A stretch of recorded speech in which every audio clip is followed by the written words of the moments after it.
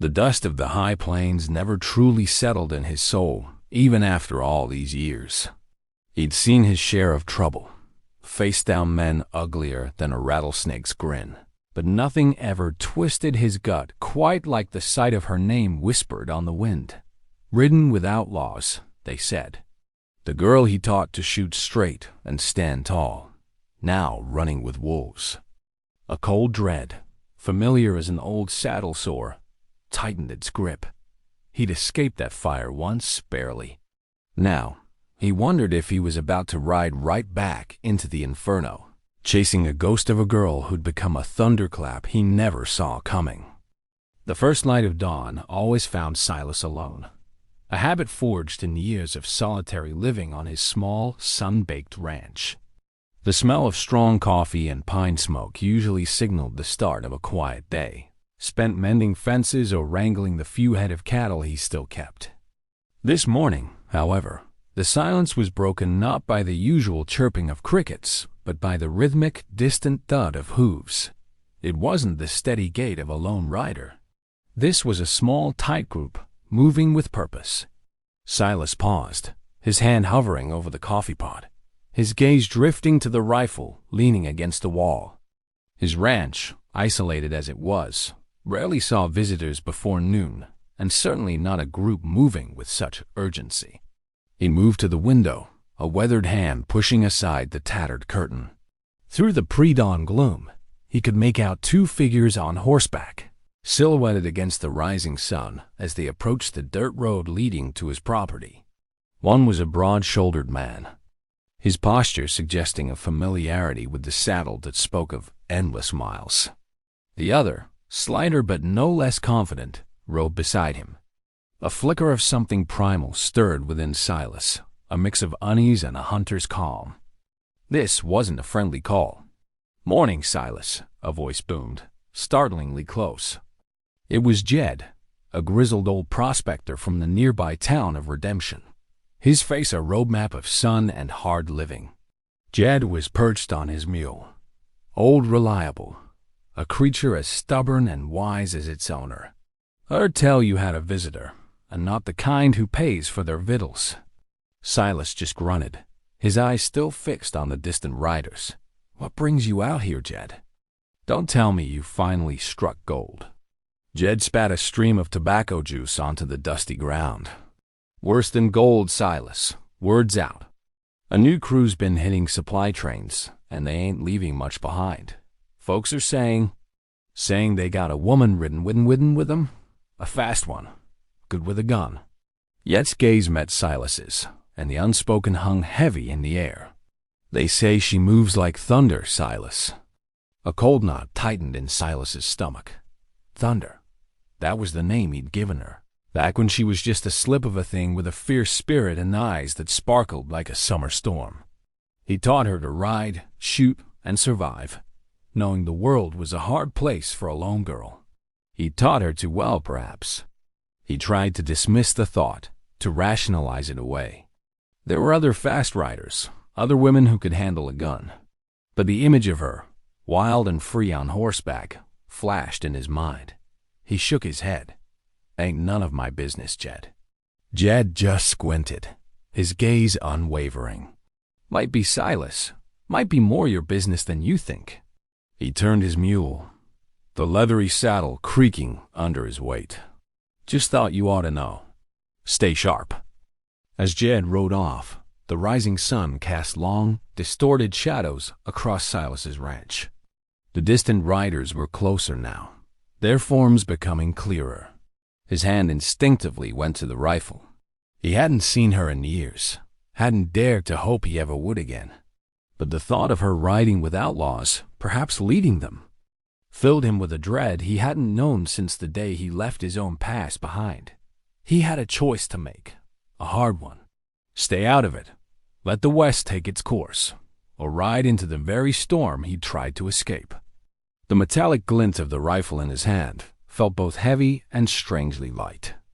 The sun was high now, beating down on Silas's small patch of land, but the heat did little to thaw the cold knot in his gut. He'd spent the morning checking his traps, a routine chore that usually brought a sense of quiet satisfaction. Today, it was just a way to keep his hands busy while his mind raced. Yet's words had burrowed deep, rattling old ghosts he'd long buried. He'd heard whispers of the new gang, of course, ruthless, efficient, but a woman riding with them? It was a detail that clung to him like burrs to a saddle blanket. He was mending a broken fence post near the edge of his property when he heard it again. The unmistakable thud of hooves. Closer this time, and unmistakably headed his way. He dropped his hammer, his hand instinctively going to the Colt holstered at his hip. A lone rider emerged from the shimmering heat haze, a dark silhouette against the brutal glare of the sun. As the figure drew closer, Silas's breath hitched. It was Elias, a deputy from Redemption, a young man who still believed in the law, even in a land that often defied it. Elias was sweating, his usually pristine uniform dusty and stained, his face grim. "Silas," he gasped, pulling his horse to a skidding halt. "You heard about the ambush?" Silas nodded, his eyes scanning the horizon. Jed mentioned something. "It was bad, Silas, real bad. They hit the supply wagon outside Blackwood Gulch, killed 3 of the guards." Elias dismounted, his voice dropping to a near whisper. "And the one they call Thunder, she was there. Witnesses saw her. She's leading them, Silas." The words hit Silas like a physical blow. Thunder. It was her. The girl he'd taught. The girl he'd raised as his own flesh and blood for a time. A ripple of old hurt, buried for years, surged to the surface. He'd tried to forget her, to forget the circumstances that had driven them apart. Now, she was back, not as a memory, but as a force of destruction. "What do you want from me, Elias?" Silas's voice was rough, strained. Elias met his gaze, his young eyes filled with a desperate plea. "The sheriff, he stumped. This gang, they're too fast, too smart. But they say she learned from the best. They say she learned from you." He gestured vaguely towards the north. "They're headed for the Devil's Teeth Pass. It's their usual escape route. We need someone who knows how she thinks, Silas. Someone who can predict her next move."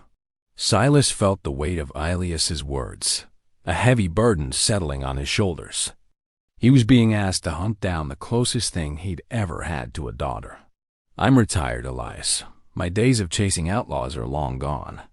"This isn't just any outlaw, Silas," Elias countered, his voice firm. "This is a woman you raised. And she's spilling blood." Elias pulled a tattered, blood-stained handkerchief from his pocket. "This was found at the scene. They say it belonged to one of the dead guards." He pressed it into Silas's hand. "We think they might have taken something from him. Something important." Silas unfurled the cloth. Inside, nestled amongst the dry blood, was a small, crudely carved wooden bird. His breath caught. He remembered it clearly. It was a gift he'd carved for Thunder years ago. A little wren with a broken wing, a symbol of resilience. She'd carried it everywhere. This wasn't just a coincidence. This was a message, a twisted, painful taunt. He looked at Elias, the young deputy's hopeful gaze unwavering. Silas's heart pounded, a drumbeat of conflicting emotions. To ride after her would be to rip open old wounds, to confront the deepest regrets of his life. But to do nothing, that would be to betray everything he'd ever stood for. The wooden bird, a stark reminder of what they once were, felt like a brand in his palm. He had lost control, lost the quiet peace he'd painstakingly built. And with that small, brutal token, he knew the worst was indeed still to come. The sun had begun its slow descent, painting the vast western sky in hues of orange and purple. Silas rode northwest, the setting sun at his back, casting his long shadow ahead of him like a harbinger of the darkness to come. He'd left his ranch without a backward glance. The wooden bird clutched in his fist, its smooth, familiar contours a cruel comfort. Elias had given him a rough direction, a hunch based on fragmented reports. Devil's Teeth Pass, the deputy had said. It's their usual escape route, but Silas knew better. He knew her better. His mind drifted, pulling him back to another sunset, years ago. He saw a younger version of himself, his face less etched with lines of worry, sitting beside a small, crackling campfire. Across from him, a girl, no older than 10, listened intently, her bright eyes reflecting the dancing flames. Her name was Anya, but he'd called her Thunder. "You gotta be quick, Thunder," he'd said, demonstrating how to load a rifle with practiced ease. But quick ain't enough. You gotta be smart. Think 3 steps ahead. She'd nodded, her small hands mimicking his movements. "Like a hawk, Silas?" He'd smiled, a rare thing for him. "Exactly like a hawk, little thunderclap. Always watching, always planning." The memory dissolved, replaced by the stark reality of the present. He was riding towards the Devil's Teeth Pass, but his gut told him she wouldn't be there. That was too obvious. Too easy. Anya, Thunder, had always been a step ahead, even as a child. A fresh surge of anger, sharp and hot, sliced through the old nostalgia. Anger at her for choosing this path, and anger at himself for failing to keep her from it. He'd taught her to survive, not to prey. He veered off the main trail, heading for a narrow canyon known as Rattlesnake Gulch, a treacherous shortcut that only most desperate or most cunning would attempt. It was a place he'd taken her once, a lesson in navigating the unforgiving terrain. If she was truly thinking 3 steps ahead, she'd avoid the obvious and take the riskier, less expected route. As he rode into the gulch, the shadows deepened, swallowing the last vestiges of daylight. The air grew colder, and the silence was broken only by the crunch of his horse, his hooves on loose rock and the distant howl of a coyote. He felt a pang of something he hadn't allowed himself to feel in years, longing. For the innocent girl who'd clung to his every word, for the simple days of teaching her to ride and shoot, for the brief period when he'd known a semblance of family.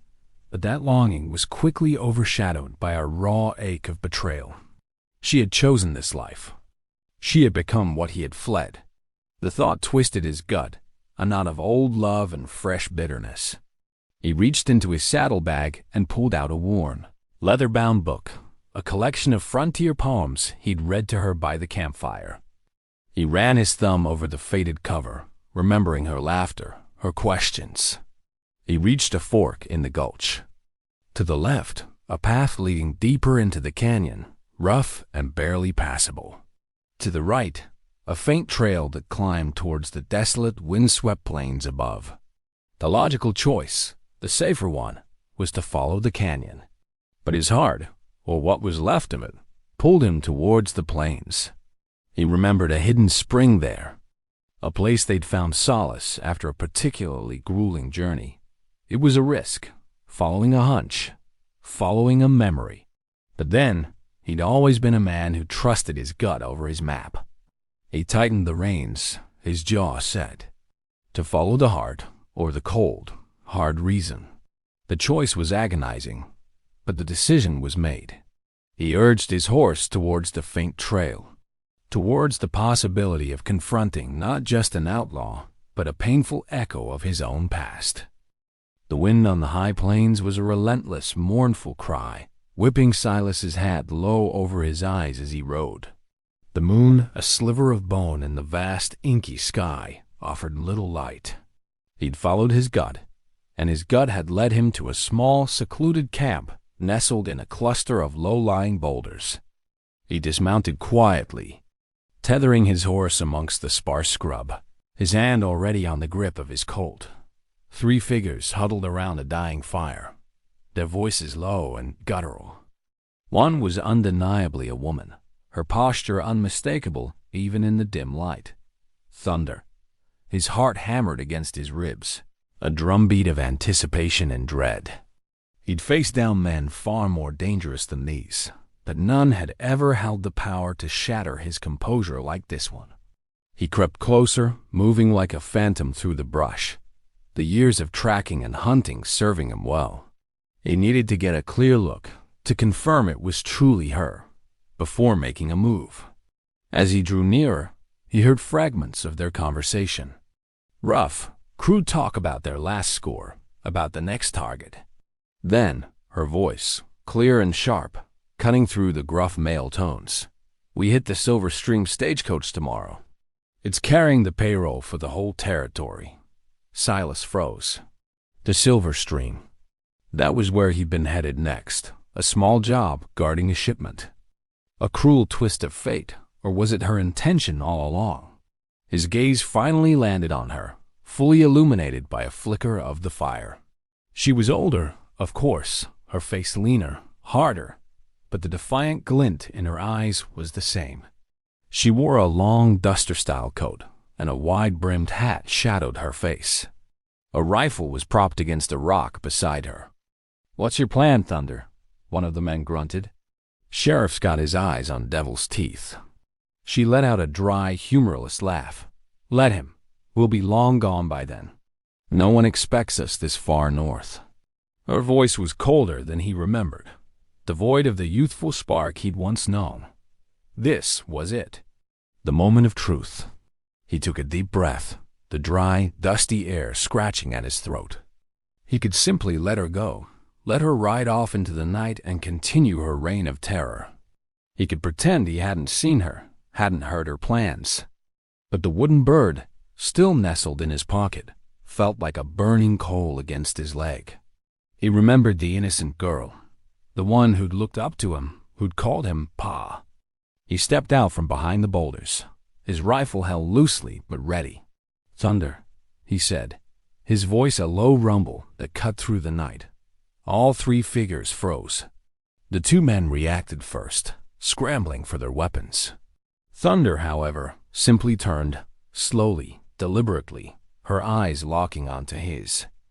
There was no surprise in them, only a flicker of something unreadable, recognition, perhaps, and a hint of a challenge.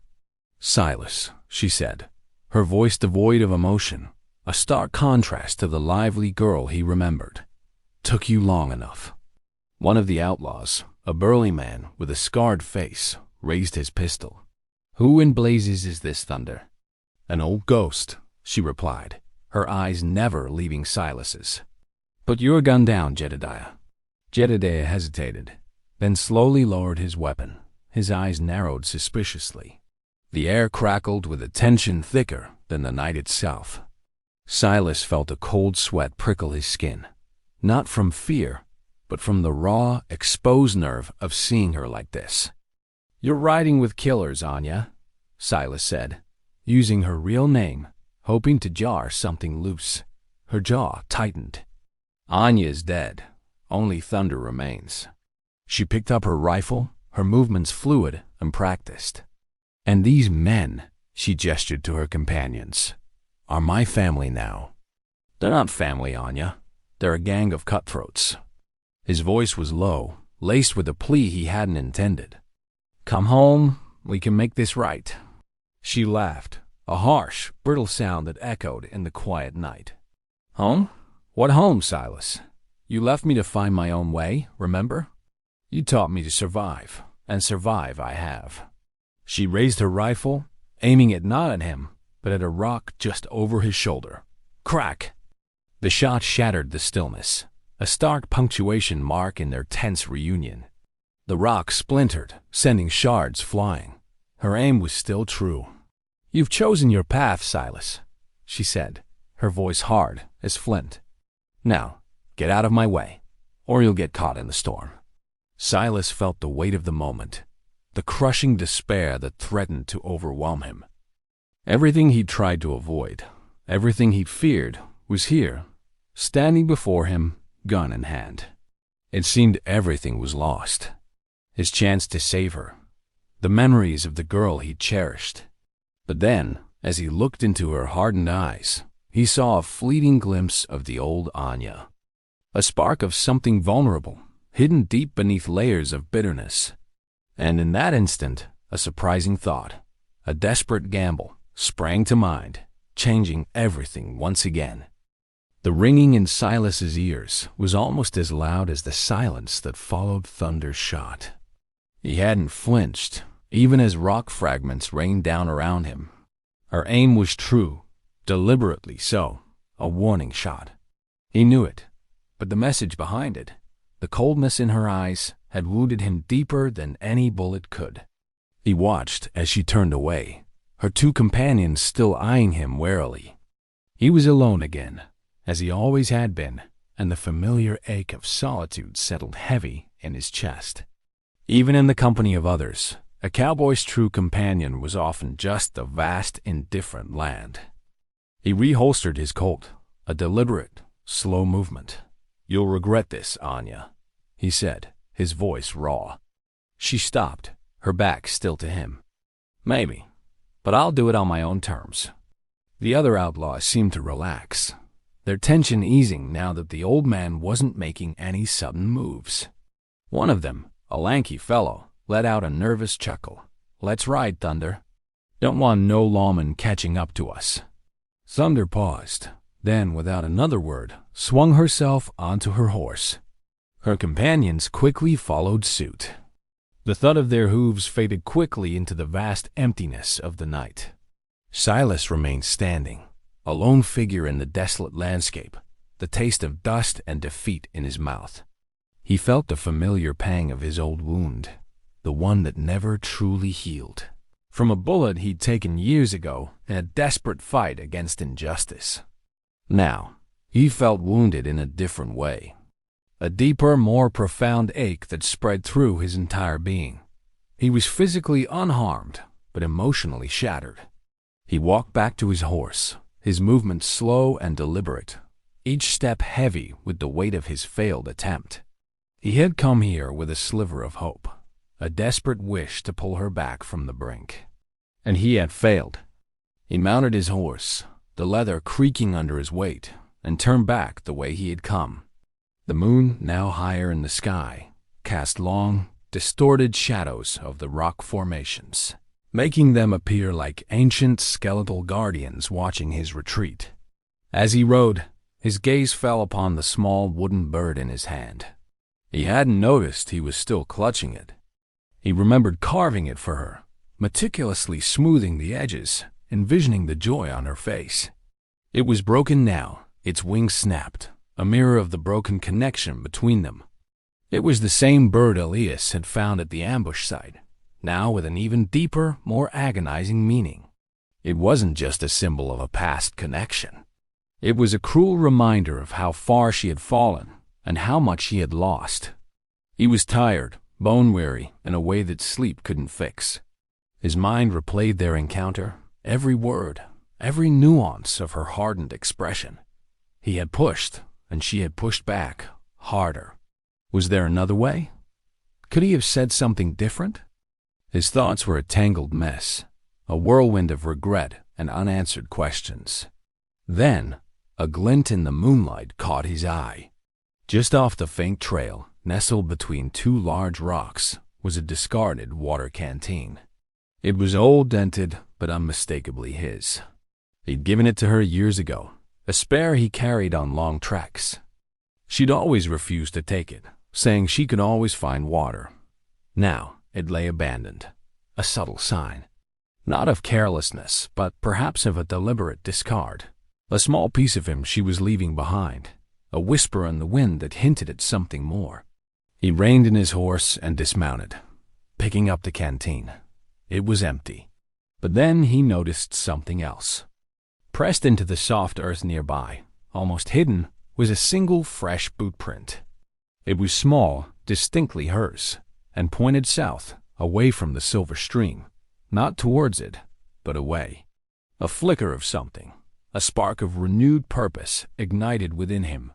A chance, a risky one, but a chance nonetheless. She wasn't going to the silver stream. She was throwing him off, just like she used to when she was a kid, playing hide and seek. He'd taught her to think 3 steps ahead. Had she truly learned it this well? He looked south, towards the vast, unknown expanse of the desert beyond the plains. It was a dangerous path, full of hidden dangers and unforgiving terrain. He could turn back, let the authorities handle it.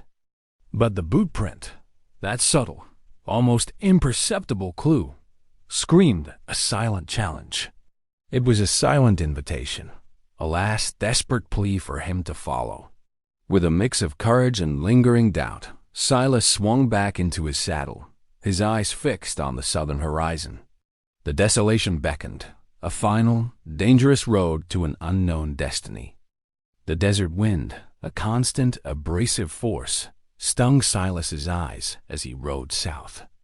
Days blurred into a monotonous rhythm of dust, sun, and the relentless search for a sign, any sign, of her. The discarded canteen and the lone boot print had been enough to guide him, a thread of hope woven into the fabric of despair.